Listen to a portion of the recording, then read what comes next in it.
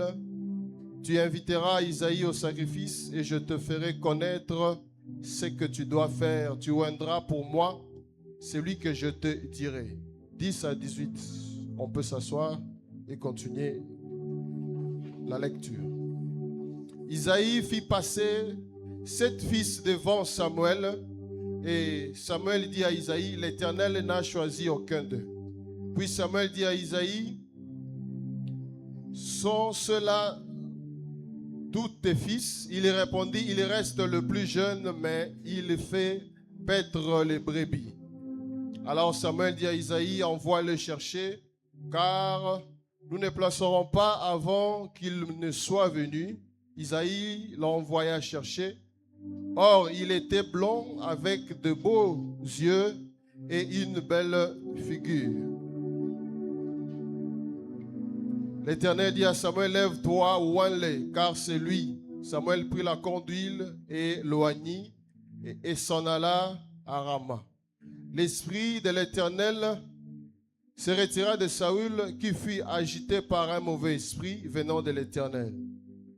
Le serviteur de Saül lui dit, voici, un mauvais esprit de Dieu t'agite, que notre Seigneur parle, tes serviteurs sont devant toi, ils chercheront un homme qui sache jouer de la harpe, et quand le mauvais esprit de Dieu sera sur toi, il jouera de sa main et tu seras soulagé.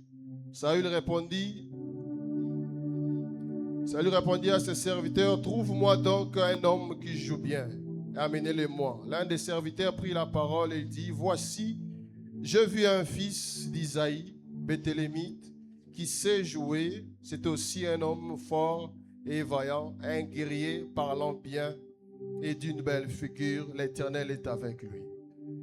1 Samuel 17, 17 à 23. Isaïe dit à David, son fils, prends pour tes frères cet épha de grains rôtis et ces 10 pains, et cours au camp vers tes frères. Porte aussi ces 10 fromages au chef de leurs milliers. Tu verras si tes frères se portent bien, et tu m'en donneras de nouvelles sûres. Ils sont avec Saül et tous les hommes d'Israël dans la vallée des Térébites, faisant la guerre aux Philistins. David s'éleva de bon matin, il laissa ses brebis à un gardien et prit sa charge et partit comme Isaïe le lui avait ordonné. Lorsqu'il arriva au camp de l'armée, était en marche pour se ranger en bataille et pousser des cris de guerre. Israël et les Philistins se formèrent en bataille, armée contre armée. David remit les objets qu'il portait entre les mains des bagages et courut vers le rang de l'armée. Aussitôt arrivé, il demanda à ses frères comment ils se portaient. Tandis qu'il parlait avec eux, le Philistin de Gath, nommé Goliath, s'avança entre les deux armées. Hors des rangs des Philistins, il tint les mêmes discours qu'un précédent. David les attendit. Dernier texte, Romains 15, 5. Que le Dieu de la persévérance et de la consolation vous donne d'avoir les mêmes sentiments les uns les autres, donne les mêmes sentiments les uns envers les autres selon Jésus-Christ. Mais j'aimerais lire ce Romains 15 dans une autre version, la version Parole de vie. La patience et le courage viennent de Dieu. Que Dieu vous rende donc capable d'être bien d'accord entre vous, suivant l'exemple de Jésus-Christ. Applaudissons la lecture de la parole de l'Éternel. Alors, la marche avec Dieu, étant jeune. Donc, il y a une connotation dans ce thème, la marche avec Dieu étant jeune. La jeunesse, s'il faut parler de la jeunesse c'est une saison de la vie très cruciale et très importante qui est caractérisée par l'énergie, qui est caractérisée par la force et l'énergie que ce moment, que cette saison de la jeunesse donne à chacun d'entre nous ici. Donc c'est dans ce moment de la jeunesse que nous avons la force et l'énergie de pouvoir bâtir et de pouvoir s'aimer des choses qui vont être des bénéfices pour la vieillesse qui nous attend demain. Et la jeunesse est aussi cette saison de moisson qui déterminera les récoltes en âge mûr. Donc c'est dans la jeunesse que nous avons la possibilité de s'aimer des choses ou des bonnes actions qui seront pour nous des fruits quand nous serons dans la vieillesse. Voilà pourquoi David dit dans le livre des psaumes, il dit à Dieu, tu es mon espérance, c'est en toi que je me confie depuis ma jeunesse. Donc c'est-à-dire que la confiance que David avait pour Dieu dans sa vieillesse a pris source depuis sa jeunesse, où le fruit de la confiance que David avait pour Dieu avait déjà été sémé dans sa jeunesse. Donc notre manière d'être avec Dieu dans la vieillesse se détermine en ce moment de la jeunesse. Car c'est en ce moment que nous pouvons s'aimer et récolter dans la jeunesse. Ne pense pas que tu seras quelqu'un assoiffé de Dieu quand tu arriveras à 40 ans, quand tu seras marié. Non. Si en ce moment de la jeunesse, tu ne bâtis pas ta vie déjà dans la prière, ne pense pas que quand tu seras vieux et que tu auras plus de temps pour pouvoir prier. Donc, c'est dans ce moment de la jeunesse déjà que le Seigneur a mis en nous la force et l'énergie de pouvoir bâtir des choses et s'aimer des choses pour pouvoir bénéficier quand nous serons vieux ou quand la vieillesse viendra. Et la jeunesse est aussi une saison caractérisée, comme je l'ai dit, par la force ou par une condition physique à 100%, une condition physique à son maximal pour pouvoir faire des choses et pour pouvoir avancer dans la jeunesse. Et c'est une saison où le cerveau te donne toutes ses capacités pour pouvoir réfléchir et pour pouvoir penser afin de faire des choix nécessaires qui seront déterminants dans la vieillesse. Et c'est dans cette saison, voilà pourquoi Salomon le dit dans le livre d'Ecclésiaste, il dit, jeune, souviens-toi de Seigneur quand tu es encore jeune. Donc c'est-à-dire, Salomon sait à quel point la jeunesse est bénéfique pour pouvoir poser des choses et pour en récolter quand nous serons vieux. Il dit, jeune, souviens-toi de Dieu pendant ta jeunesse avant que le mauvais jour arrive. C'est-à-dire qu'avant que la vieillesse arrive, parce que pendant la vieillesse, on n'a plus toute cette force. Pendant la vieillesse, le cerveau n'est plus à son apogée. Pendant la vieillesse, on ne saura plus faire tout ce que nous faisons en ce moment. C'est-à-dire que jeune, c'est le moment de te souvenir de Dieu et c'est le moment de le servir parce qu'en ce moment, tu as encore toutes tes capacités et l'organisme de ton corps te donne toutes tes capacités nécessaires pour pouvoir servir Dieu. Parce que dans la vieillesse, le corps sera maintenu en vie avec des médicaments de manière régulière où les médecins te diront, madame, monsieur, il faut vous reposer. Et en ce moment-là, la vie n'a plus de goût et l'unique espérance que nous aurons, c'est attendre la mort. Et en ce moment-là, tu n'auras pas cette force de servir Dieu. Voilà pourquoi Salomon dit que c'est en ce moment que nous devons nous penser, que nous devons réfléchir et que nous devons servir Dieu. Donc la jeunesse est cette saison de la vie qui a ses bénéfices, qui te donne des forces, qui te donne des capacités et qui te donne la santé te donne toute sa capacité pour pouvoir réfléchir et pour pouvoir bâtir des choses, s'aimer des choses pour en récolter quand tu seras dans l'âge mûr.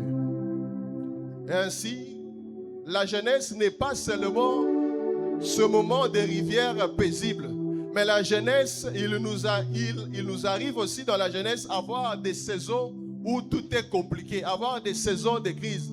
La jeunesse n'est pas seulement un moment de calme comme une rivière, mais c'est aussi un moment de tempête dans un fleuve agité par le vent. C'est-à-dire, dans la jeunesse, il y a aussi ce qu'on appelle le combat de choix.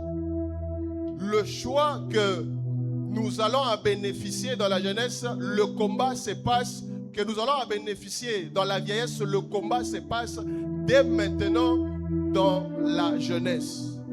Voilà pourquoi David dit, toujours David, parce que c'est lui notre exemple ce soir, David dit dans Psaume 119, « Comment un jeune homme rendra-t-il pur le sentier de sa marche ?» Et lui-même, il donne la réponse en disant, en se dirigeant d'après la parole de l'Éternel. C'est-à-dire, le jeune est devant lui, plutôt devant lui une équation ou un problème à résoudre.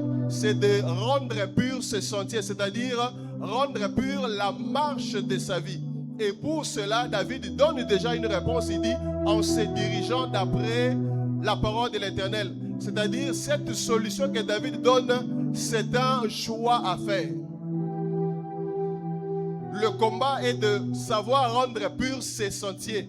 Mais la réponse ou la solution, c'est un choix. C'est se laisser diriger par la parole de l'Éternel. C'est ainsi la vie de chaque jeune ici sur terre. Nous sommes face à des combats de choix. La femme qu'il faut épouser, le mari qu'il faut épouser, les études qu'il faut faire.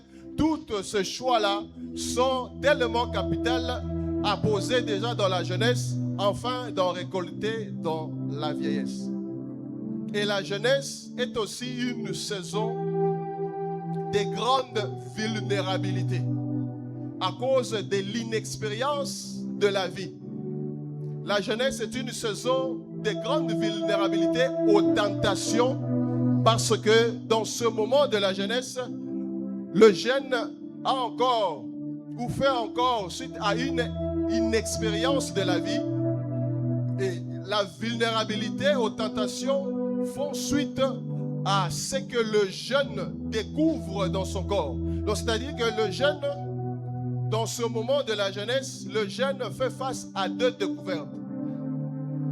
Le jeune découvre son corps par des désirs et par des sensations qu'il ressent au-dedans de lui. Et la deuxième découverte vient que le jeune découvre le monde et tous les plaisirs de ce monde.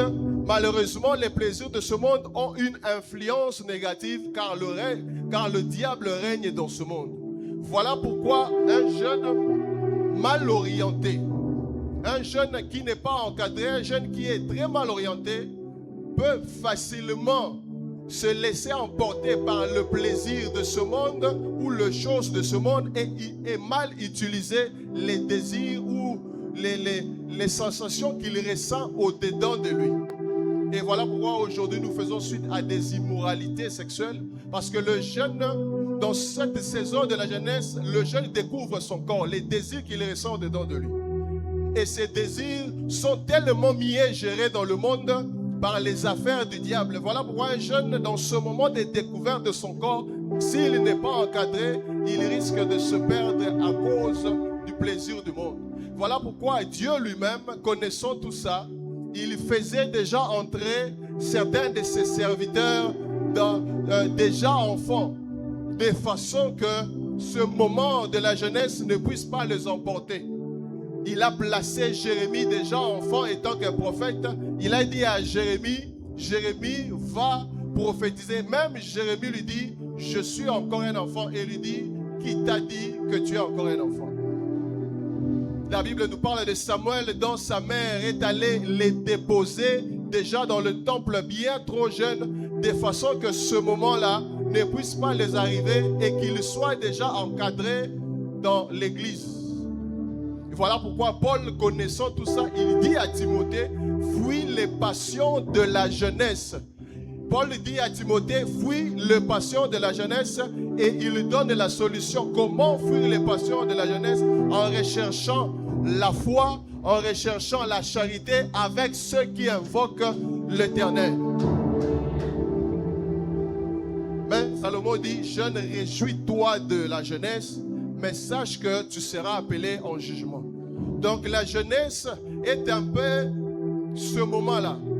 D'un côté, la jeunesse est un don de Dieu qui nous sert à poser des actions, qui nous donne toutes ces capacités, qui le corps est en forme pour pouvoir poser des choix ou des actions qui vont déterminer notre vieillesse. Mais d'un autre côté, la jeunesse aussi a des dangers, car dans la jeunesse, le jeune est encore vulnérable aux tentations à cause de l'inexpérience de la vie, à cause de ce qu'il découvre.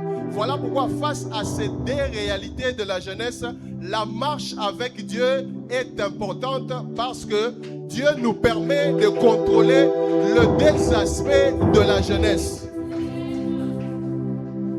Face à ces deux réalités de la jeunesse, la marche avec le Seigneur est tellement importante car lui seul, qui a vécu aussi étant que jeune, a su gérer ça. Il est capable de faire en sorte que nous aussi, étant que jeunes, nous pouvons gérer ces deux aspects-là de la jeunesse. Et la marche maintenant avec Dieu, avant d'entrer dans notre matière sur la vie de David. La marche avec Dieu, c'est une marche. Ce n'est pas une course, c'est une marche. Et la marche, pour marcher, il faut un chemin. Pour marcher, il faut une route. On ne marche pas dans le désert. Pour marcher, il faut une route. Et ce qui est bien, ce qui est réjouissant avec notre Dieu, nous marchons sur une route qui est déjà bien établie. Nous marchons sur une route que lui-même a déjà préparée. Christ a dit, je suis le chemin, la vérité et la vie. Donc la marche avec Jésus ne se fait pas sur une route que le Seigneur lui-même n'a pas fait. Lui-même est déjà passé sur cette route. Il connaît les réalités, il connaît les dangers et il nous amène vers lui. Voilà pourquoi la Bible dit, les bons bergers, il nous conduit. C'est-à-dire que dans le chemin de cette marche, Christ nous conduit dans des sentiers pour nous donner du repos. Cela veut dire que dans cette marche, on a un modèle et on a quelqu'un à qui il faut s'accrocher. Et cette personne, c'est Yeshua HaMashiach. Tu ne peux pas dire que tu marches avec Dieu si tu agis selon tes propres principes, si tu agis selon tes propres idées. Parce que dans la marche avec Dieu, nous obéissons à une seule chose, la parole de l'Éternel, les lois de l'Éternel. Quand tu fais des choses contraires à la parole, tu marches dans une route que toi-même tu as préparée. Voilà la marche avec Dieu. Et la marche avec Dieu n'est pas qu'une simple question des pratiques de la foi. Non, la marche avec Dieu, c'est une acceptation d'une identité. Donc quand tu marches, quand tu décides de marcher avec Dieu, tu acceptes une identité, c'est-à-dire tu deviens fils du Très-Haut. La marche avec Dieu n'est pas seulement une question de principe de foi, de réalisation de foi, mais c'est aussi une acceptation de l'identité. Mais malheureusement, le fait d'accepter cette identité fait de nous des cibles pour l'ennemi, fait de nous des cibles pour le diable. Voilà pourquoi dans la marche avec Dieu, Dieu n'a pas prévu de combat pour nous dans sa marche. Dieu n'a pas prévu de mettre pour nous des combats ou de mettre pour nous des choses. Mais la marche avec Dieu devient un combat lorsque le camp adverse, l'ennemi, parce que le fait que tu as accepté de marcher avec Dieu, cela te rend directement cible pour l'ennemi. Et voilà pourquoi Christ a dit dans Matthieu 24, verset 9, il dit, on vous livrera au tourment, vous serez haïs, on vous frappera à cause de mon nom. Il n'a pas dit, moi je vous livrerai, moi je vous frapperai, mais on vous frappera à cause de quoi? À cause de mon nom. C'est-à-dire, à cause d'avoir accepté la marche avec Dieu, tu deviens cible. Donc ce n'est pas Dieu qui met pour nous des combats, non. La Bible dit, il nous conduit vers des sentiers paisibles. Mais l'ennemi ne veut pas que nous puissions demeurer sur ce chemin-là. Voilà pourquoi il crée en nous le combat. Maintenant, vu que la marche avec Dieu, c'est accepter Christ, la marche avec Dieu, c'est choisir Christ comme modèle, suivre l'exemple de Christ. D'un autre côté, c'est accepter le combat face à l'ennemi. Mais la bonne nouvelle est que ce combat-là, Christ a déjà vaincu dans le mont Golgotha. Donc la marche avec Dieu, c'est accepter de vivre comme Christ, Christ qui est un être spirituel. D'un autre côté, c'est accepter le combat contre le diable. Le diable est aussi qui est un être spirituel. Donc, accepter de vivre comme Christ, être spirituel, accepter d'avoir le combat avec le diable, être spirituel, mais tout ça dans cette chair de la faiblesse, on ne saura pas. Donc, on concrète. Voilà pourquoi dans Romains 15 que nous venons de lire, dans la version Parole de vie, la Bible dit que le Seigneur lui-même vous donne le courage et la patience de manière que nous puissions suivre l'exemple de Christ. Donc pour que la marche avec Dieu dans cette chair de faiblesse, pour que nous puissions arriver jusqu'au bout, nous devons recevoir les capacités divines qui vont nous permettre de marcher avec le Seigneur jusqu'au bout, qui va nous permettre de vivre ou de marcher avec le Seigneur Dieu Tout-Puissant jusqu'au bout. Voilà pourquoi dans la vie de David, quand il était jeune, le Seigneur a déposé en lui des capacités parce qu'il était choisi déjà de sa jeunesse. Voilà pourquoi l'Éternel savait les enjeux de la jeunesse. Il a déposé en lui des capacités qui lui ont permis d'aller avec le Seigneur jusqu'au bout, jusqu'à même dans sa vieillesse. Et cela qui est notre matière de ce soir, dans la vie de David, les capacités que le Seigneur dépose en nous, dans notre marche, qui nous permet d'aller jusqu'au bout. Maintenant, entrons dans la matière, dans la vie de David. Nous sommes dans 1 Samuel 16. La Bible dit que Samuel pleure sur le comportement du roi Saül. Et le Seigneur lui dit, jusqu'à quand pleureras-tu sur Saül? Et pourtant, je l'ai rejeté. Et Dieu lui dit, va chez Isaïe, le Béthélémite. Là-bas, tu oindras quelqu'un. Dieu lui confirme, il dit, j'ai vu parmi ses fils, c'est lui que je désire pour roi. Dieu lui dit, j'ai vu. Donc, c'est-à-dire que le Seigneur est en train de rechercher. Le Seigneur est en train de faire des études de recherche. Dieu dit à Samuel, j'ai vu. C'est-à-dire, pendant que l'Éternel avait rejeté Saül, le Seigneur avait plongé ce regard dans la jeunesse du pays d'Israël pour choisir un roi.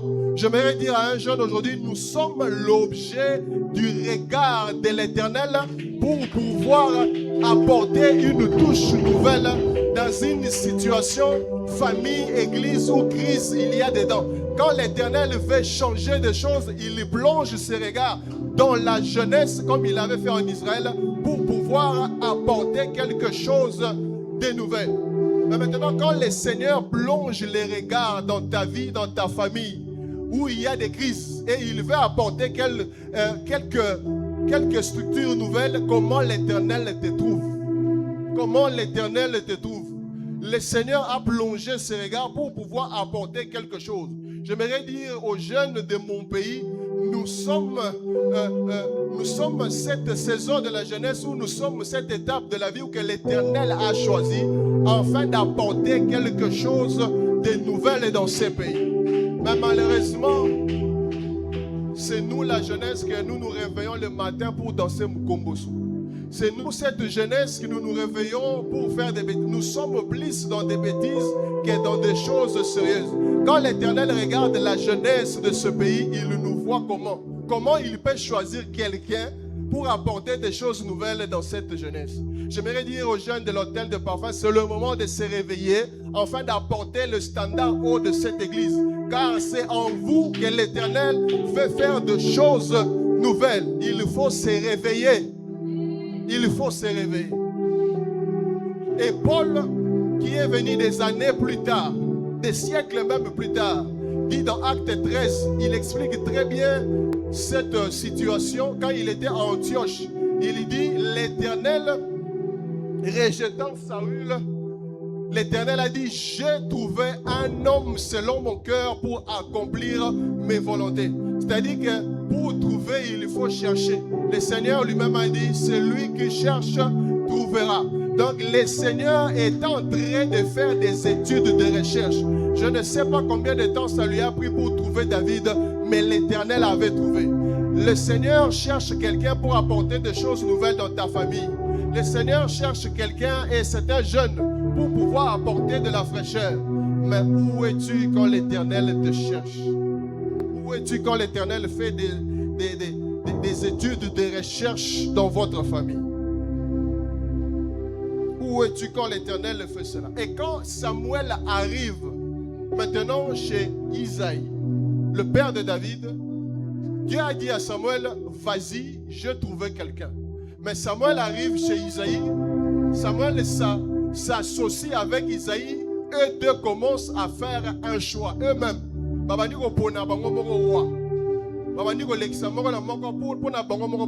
Et pourtant, étant prophète de Dieu, Dieu lui avait dit, vas-y, j'ai trouvé, c'est moi, Dieu, j'ai trouvé. Va là-bas et je te montrerai.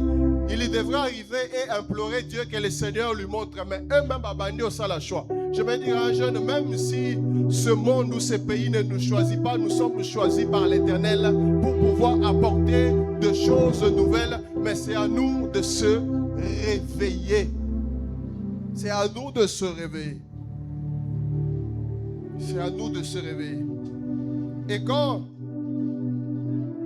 maintenant Samuel comprend que si je reste attaché à Isaïe, je ne pourrai pas trouver celui que le Seigneur a trouvé. Je ne pourrai pas trouver ce que le Seigneur avait recherché depuis longtemps.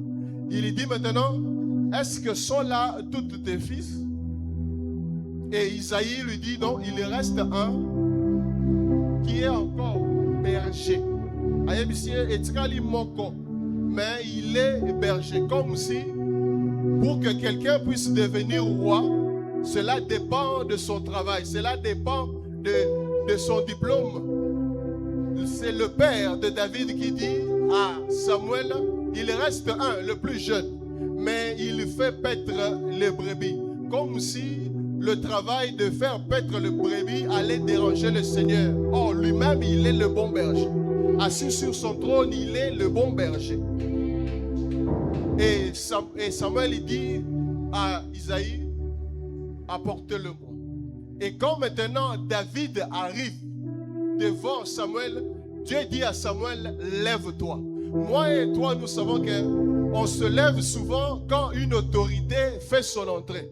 Et ce jour-là, pour confirmer à Samuel que la personne que moi j'avais choisie, c'est lui, Dieu dit à Samuel, lève-toi. Donc pour honorer l'entrée du futur roi. J'aimerais dire à un jeune, même si les gens refusent de reconnaître le choix de Dieu dans ta vie, le Seigneur lui-même s'organisera afin que de mettre des choses pour que les gens confirment que tu es le choix de l'Éternel. Et c'est dans ce moment-là, quand David entre, Dieu dit à Samuel, lève-toi, oins-le, car c'est lui que je choisis pour faire ma volonté. Et David a été oint de l'huile. Et aujourd'hui, l'huile représente le Saint-Esprit. C'est-à-dire la toute première capacité que l'Éternel met en nous jeunes pour pouvoir marcher avec lui, c'est l'onction du Saint-Esprit. L'Éternel dépose en nous l'onction du Saint-Esprit pour pouvoir améliorer notre marche avec lui. David devrait occuper un poste purement politique, mais l'Éternel a trouvé bon que David soit loin du Saint-Esprit. J'aimerais dire à un jeune, la marche avec Dieu sans le Saint-Esprit n'est pas une marche avec Dieu. La marche avec Dieu sans l'intimité avec le Saint-Esprit n'est pas une bonne marche avec Dieu. Le Saint-Esprit est indispensable dans cette marche avec Dieu. Pour pouvoir marcher avec Dieu, il faut s'accorder avec le Saint-Esprit. Maintenant, j'aimerais te poser une question jeune. Quelle est la relation que tu as avec le Saint-Esprit? Toi qui dis que tu marches avec le Seigneur. Quel est le niveau de la relation que tu as avec le Saint-Esprit de Dieu. Il faut reconnaître que Christ lui-même, il était aussi jeune quand il était ici. Mais lui aussi, dans la mission qu'il attendait, le Seigneur a préféré qu'il soit aussi loin. Il déclare lui-même dans Luc 4 que le Saint-Esprit est sur moi et il m'envoie pour annoncer la bonne nouvelle. Nous avons besoin de l'onction du Saint-Esprit pour que la marche avec Dieu soit une bonne marche. Nous avons besoin de l'onction du Saint-Esprit pour que la marche avec Dieu soit une très bonne marche. J'aimerais dire à un jeune, quel est le niveau des degrés que tu as avec le Saint-Esprit? Je ne parle pas des sensations que nous ressentons quand nous adorons.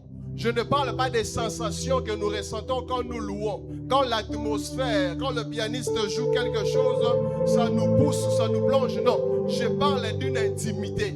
Quand tu es seul, quand les gens ne te voient pas, quel est le niveau de la relation que tu as avec le Saint-Esprit? La première des choses, capacité que l'Éternel met en nous, c'est l'onction du Saint-Esprit. Et pour cela, l'Éternel ne tient pas compte de l'âge. Parce que David lui-même, en cet instant-là, il n'avait que 17 ans quand Samuel a déposé en lui l'onction du Saint-Esprit. L'onction de Dieu ne tient pas compte de l'âge. Un jour, j'ai entendu un prédicateur de Dieu disant que tout a son âge, mais toute onction de Dieu a l'âge de Dieu. C'est-à-dire que toute onction de Dieu, parce que l'onction vient du Saint-Esprit, le Saint-Esprit à quel âge? Il a été avant nous. C'est-à-dire parce que l'onction que nous avons dépend du Saint-Esprit qui n'a ni âge. Et cela, le Saint-Esprit nous amène dans des capacités que nous pouvons faire qui dépassent l'âge que nous avons ici sur terre.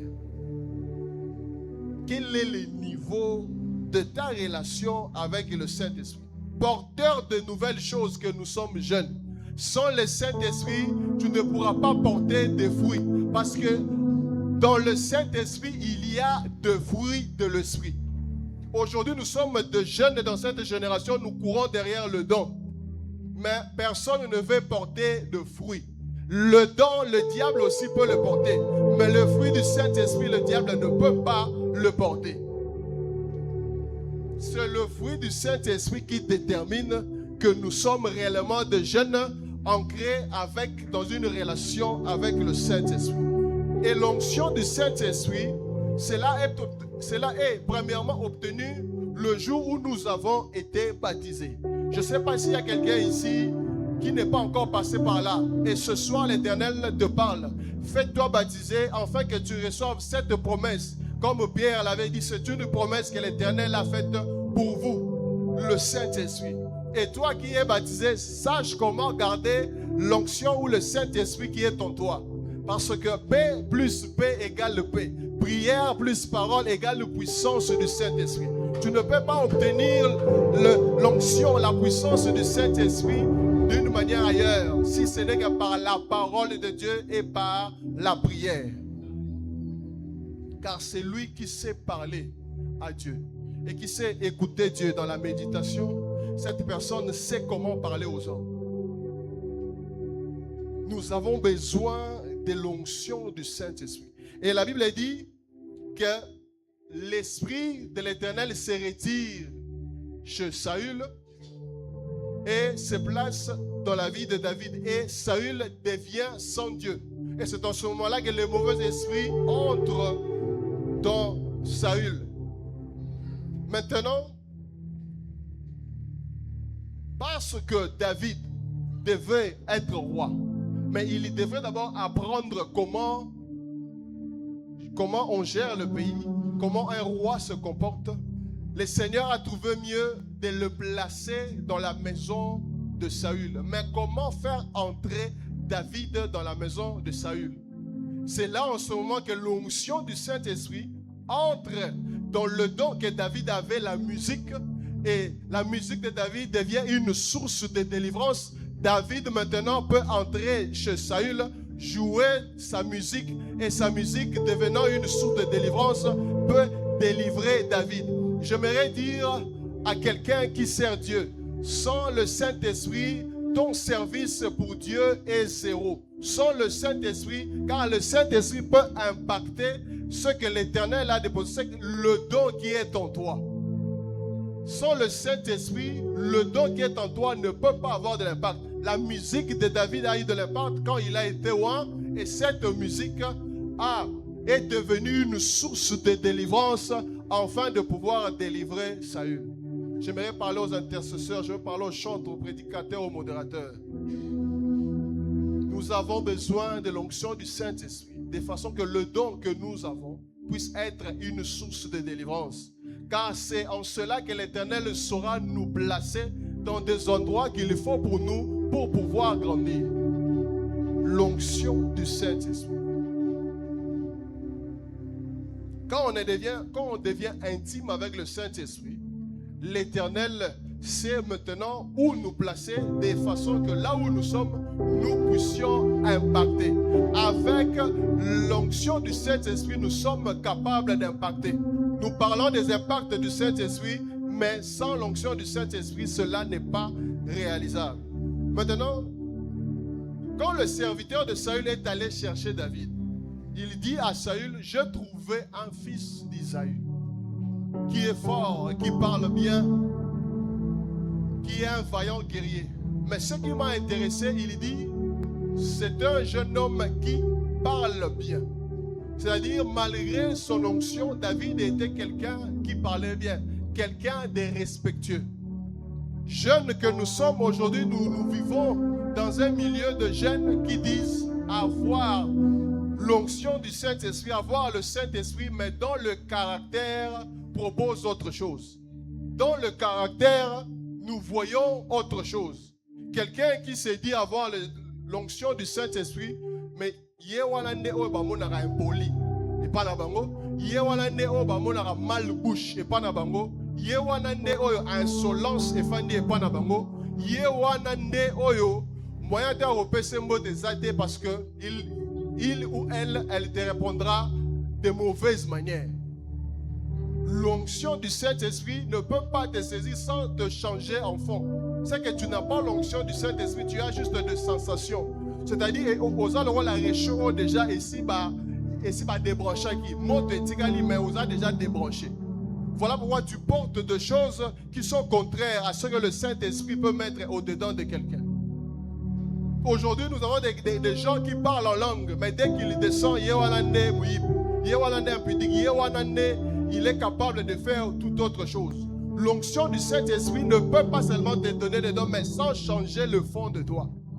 Aujourd'hui, nous avons une génération des servantes ou des serviteurs. Ils chantent ou elles chantent, mais Kopousa Rabembe n'était pas au rosoir.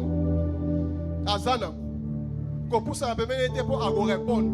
Mon frère, ma soeur, le milieu où nous sommes, l'église, nous devons afficher de bons caractères. Si on a affiché des caractères, on a mal poli, qui n'est la pop de ballon. Pour qu'on ait l'association, on a impoli.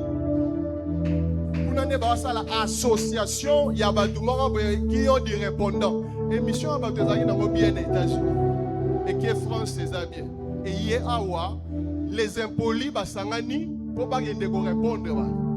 Une génération où les choses que nous avons du répondant, par rapport au il y a de la moutou. Mais l'onction du Saint-Esprit a trouvé David en train de bien parler.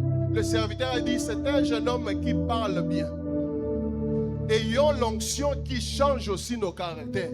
Ayons l'onction qui nous pousse à vivre dans la sainteté. Ayons l'onction qui nous pousse à lire la Bible.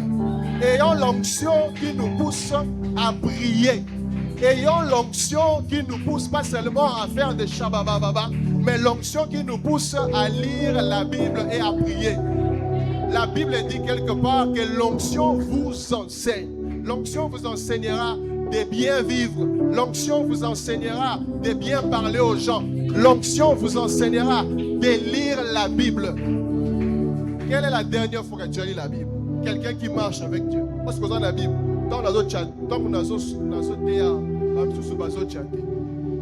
Tu marches avec le Seigneur. Comment tu marches avec le Seigneur? Mais pendant que je prêche, yo aux autres. Ayons l'onction dont Jésus avait. Parce que quand il fallait arrêter Jésus pour la première fois, les soldats sont revenus. On n'a trouvé rien dans cet homme. Il parle bien, il n'y a aucun mal chez lui. Même Pilate l'a témoigné. Il n'y a aucun mal chez lui. Pourquoi voulez-vous que je puisse exécuter une telle personne? Ayons l'onction, mes frères. Nous sommes dans une génération des assoiffés de l'onction, mais juste l'onction qui nous pousse à parler en langue, juste de l'onction. Nous prions, nous tapons les mêmes mains. Après ça, nous sommes de la même manière où nous ne sommes pas différents des païens de ce monde. Ayons l'onction qui nous pousse à vivre dans la sanctification. Ayons l'onction qui nous pousse à demeurer dans la sanctification, à marcher dans la sanctification. Parce que nous sommes dans une route bien tracée par l'Éternel. Et la route que l'Éternel a tracée, c'est une route pavée de sainteté. C'est une route pavée de lumière. Car l'Éternel lui-même est une lumière. Et dans cette route, nous devons vivre comme lui, c'est-à-dire dans la sanctification. Ayons cette onction-là aujourd'hui. Des gens qui cherchent, des gens qui veulent vivre l'expérience avec le Seigneur, mais aussi à refléter le caractère de Jésus. Nous disons souvent tel qu'il est, tel que nous sommes. Mais nous refusons le côté où Christ est poli. Nous refusons le côté où Christ est capable de vivre bien dans la communauté avec les gens. Nous refusons cette manière de vivre de Christ sans la présence des démonstrations du Saint-Esprit. Oh, besoin de lier la démonstration du Saint-Esprit. Mais du côté où Christ est saint, du côté où Christ vit bien dans la communauté, ce côté-là, on refuse. Et avant d'aller chuter dans 1 Samuel 17, la Bible dit que David a été roi pour devenir roi. Ça, c'était l'onction pour devenir roi. Mais il y avait déjà un roi sur le trône. Je n'ai pas lu où David, ayant reçu l'onction pour être roi, est allé chercher combattre Saül pour prendre la place de devenir roi. David n'est pas allé combattre Saül, n'est pas entré dans une rébellion pour pouvoir détrôner Saül parce qu'il avait déjà été roi pour être roi. Mais David s'est laissé entraîner, David s'est laissé former, David s'est laissé préparer par le Seigneur. Et cette deuxième capacité, le président déjà le lobby, ça s'appelle la patience. Cette deuxième capacité que l'Éternel dépose en nous, la Bible le dit déjà dans Romains, la patience. Et c'est ça aujourd'hui, dans cette milieu de la jeunesse, quand nous marchons avec Dieu, nous refusons d'être patients. On veut aller vite. On ne veut pas, je prêche aujourd'hui, les gens acclament, l'obifona font le ministère. Je prêche aujourd'hui, les gens disent que, oh mon frère, tu as quelque chose, l'obifona font le ministère. Tu es dans une société, tu résous un dossier, je t'invite à venir au milieu de la médecine. Au pays diagnostic exact, au boulot de remis médecin place là. Le chef de département va poser 2-3 questions pour répondre au salaire 1 mois de gars. Donc il faut rester humble. Ayant reçu l'onction, reste calme, que l'Éternel puisse te former, que l'Éternel puisse préparer quelque chose au-dedans de toi. Même les serviteurs de Saül a dit à Saül, j'ai trouvé quelqu'un qui va jouer de la harpe et que tu seras délivré. Il n'a pas dit, David n'est pas venu, je suis celui-là qui joue de la harpe. Prenez-moi de façon que Saül soit délivré. Non, on l'a trouvé. Laisse que les gens voient en toi les choses que le Seigneur a déposé. Laisse que le Seigneur fasse la pub des choses que lui-même a déposées au-dedans de toi. Nous voulons aller vite, vite. Voilà pourquoi aujourd'hui nous grandissons comme Adam. Toujours quoi le rôle d'Adam? Adam est mort à quel âge? La Bible le donne dans Genèse 5, 930 ans. Mais l'âge auquel Adam, abotamment, n'a pas été informé. Mais pour arriver à 930 ans, il faut passer par une année. Il faut passer par 2 ans. Il faut passer par 3 ans. Maintenant, quand Adam était dans le jardin d'Éden, ayant une année d'existence, Azaki n'a formé. Azaki moukol, mais au-dedans de lui un bébé. Voilà pourquoi aujourd'hui, laissons de façon que l'Éternel nous fasse grandir en maturité. Voilà pourquoi le second Adam, Christ, a refusé ce genre de croissance. Il a envoyé l'ange pour dire, va négocier un peu le ventre pour que je vienne, pour que j'entre dans une maternité normale. Et l'ange est venu négocier avec Marie pour lui dire que le second Adam ne veut pas venir comme le premier. Moukolo mes bébés. Laissons que l'Éternel Dieu puisse nous former et que nous puissions grandir en maturité. Et la Bible parle de Jésus dans Luc 2, 52. La Bible dit, il grandissait en sagesse, en stature et en maturité. Grandissons en sagesse, en stature et en maturité. Ne grandissons pas en stature comme Adam, mais manquant de sagesse et manquant de la maturité. Laissons Dieu nous former. La deuxième capacité, c'est la patience. Aujourd'hui, nous refusons. La patience est d'ailleurs un fruit de l'esprit. Nous sommes une génération assoiffée dedans, mais nous refusons le fruit de l'esprit. Dieu n'a pas dit que vous allez les reconnaître par leurs dons. Vous allez les reconnaître par leurs fruits. Et le jour du jugement, ils chasseront. Le jour du jugement, l'Éternel chassera des gens qui ont produit des dons.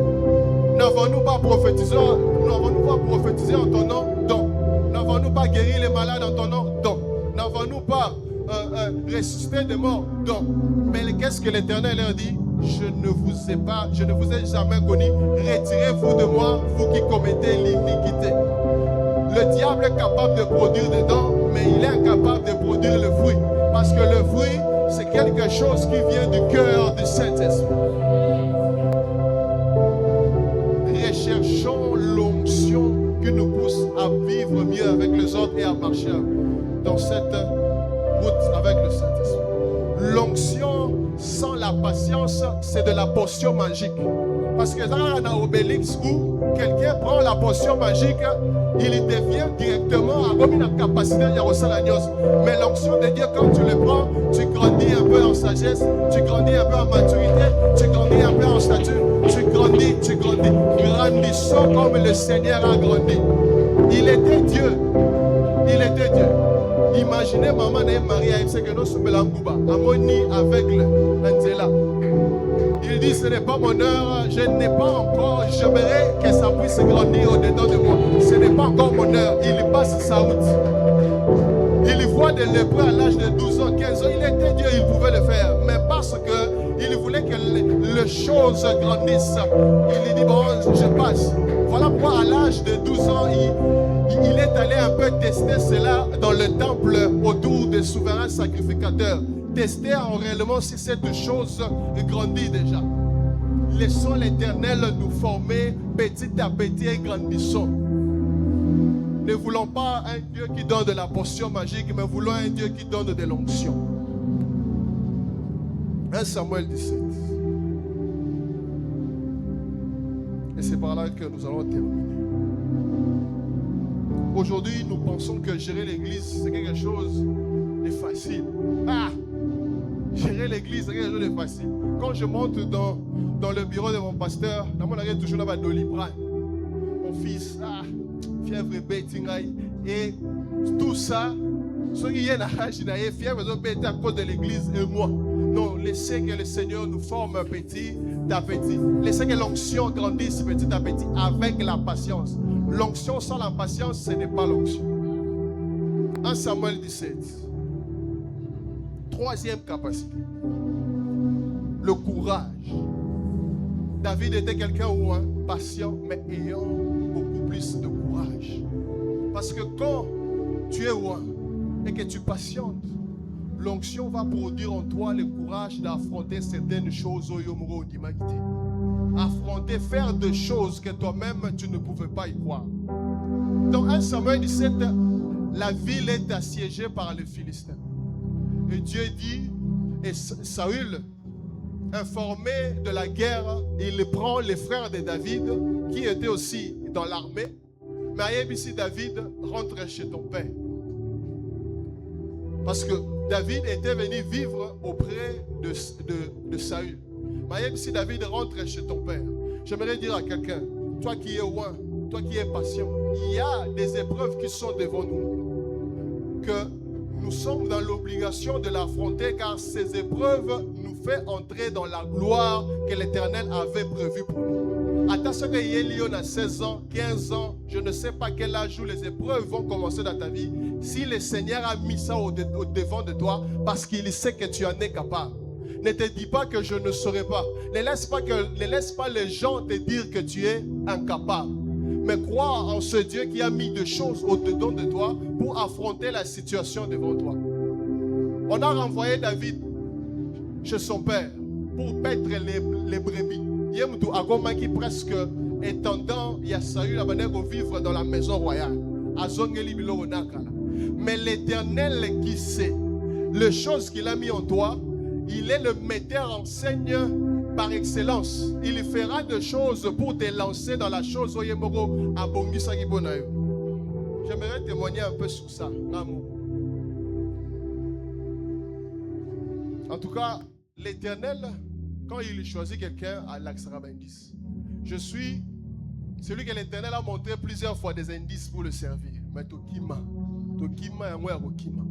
Je me rappelle quand j'étais en 3e secondaire, le pasteur prêchait sur l'enlèvement. C'était en septembre 2013. Et je venais à l'église, je prenais des notes à ma terre. Et quand j'allais à l'école, imaginez à Gombeska, français, mais j'ouvrais mon cahier pour prêcher aux autres de l'école. Et cela faisait en sorte que le lundi, quand je venais à l'école, je me demandais qu'est-ce que votre pasteur a dit sur l'enlèvement. Merci, attendez, j'ai mon cahier. Après l'enlèvement, voilà, le soleil sera ça. C'était déjà une manière de prêcher que l'Éternel avait déjà prévu. Mais de façon qu'il nous a remis en scène d'une manière ou une autre. Et l'Éternel avait trouvé en ce moment-là une manière de remettre David en scène. Le père de David, Aïebisier, prend la nourriture, va le donner à tes frères qui sont dans le front, au bateau combattre. Le Seigneur a remis David en scène. Et quand David est arrivé, la Bible dit, il a donné la nourriture à ses frères. Et c'est en ce moment-là que Goliath sort pour insulter Israël et l'armée de l'Éternel. Et la Bible dit, David les entendit. La Bible a précisé que David a eu Kakiamo. J'aimerais dire à un jeune, qu'est-ce que tu entends de ta famille? Qu'est-ce que tu vois? Ce que tu vois et ce que tu entends de ta famille, que cela te donne le courage de pouvoir les affronter et apporter quelque chose de nouvel. Quand David a entendu ça, le courage naît en David et David dit, qui est cet incirconcis? Et qu'est-ce qu'on donnera à celui qui tuera ce Philistin? Seulement dans cette parole, David avait déjà fini la chose. David avait déjà fini la guerre. Parce que David dit, qui est cet incirconcis? David rabaisse déjà Goliath. Pendant que l'armée tout entière d'Israël va venir au banc, David déjà le rabaisse. Et David dit, que ferons-nous à celui qui tuera cet incirconcis? Donc deuxièmement, David a vomi déjà Goliath. Pour lui, Goliath, il est déjà mort. Mais j'aimerais maintenant savoir, récompense ni bagopé sanga poton no abomatipo. Donc, il dit, un garçon de 17 ans qui dit à toute une armée, tipo no abomai, mais avant la bombe, sanga no soigni. Et il dit, qui est cet incirconcis pour insulter l'armée du Dieu vivant? Donc, Vous êtes l'armée du Dieu vivant, mais Mouto Azo Fingabino.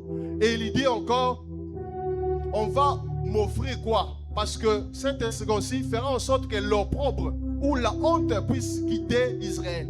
David avait déjà fini la chose.